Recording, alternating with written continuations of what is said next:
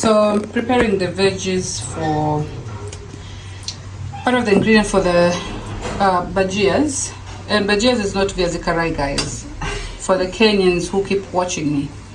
Wale wa Tanzania wananitazama wajua viazi karai kwetu ni kachori kwenu, sio? But bhajia hizi ni za unga wa dengu. So huwa mtu anaweka viungo tofauti tofauti. Kuna vitunguu, kuna dania au coriander. Halafu finally I'm going to be grating 3 cloves of garlic. Then now I can add my spices plus the unga. So I know people confuse bhajias for viazi karai and vice versa. But you have to have friends like me. Find yourself a friend from the coast. Initially, or rather in the past, our parents used to kusaga ninio hizi zetwaje kuziponda ponda hizi tangawizi na hizi garlic ninio zetwaje kitunguu saumu. Yes.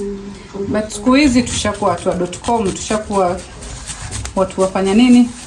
Wanapenda mapishi haraka haraka. Personally, I'm trying to revolutionize Swahili cooking. Ile story watu wanapika unga kaimati lazima upige sijui paka masaa ngapi.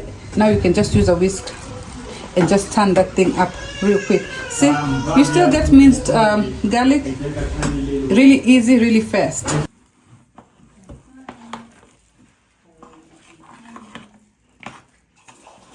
So you just basically mix it all together, and for those who don't know, unga wa dengu unakaa vipi, it's inserted there. Maybe you check it out, try the recipe and tell me how you like it.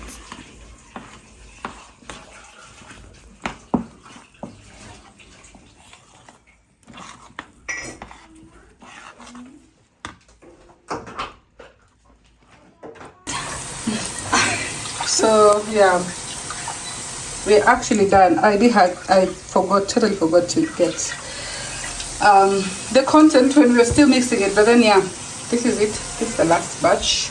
This is some of the ones that have already been made. Oopsie. And yeah, they're actually very crunchy. Taking this to a friend because we're going for the slaughtering celebration. So yeah, wish me luck. I'm already late. Yeah, I'm just late.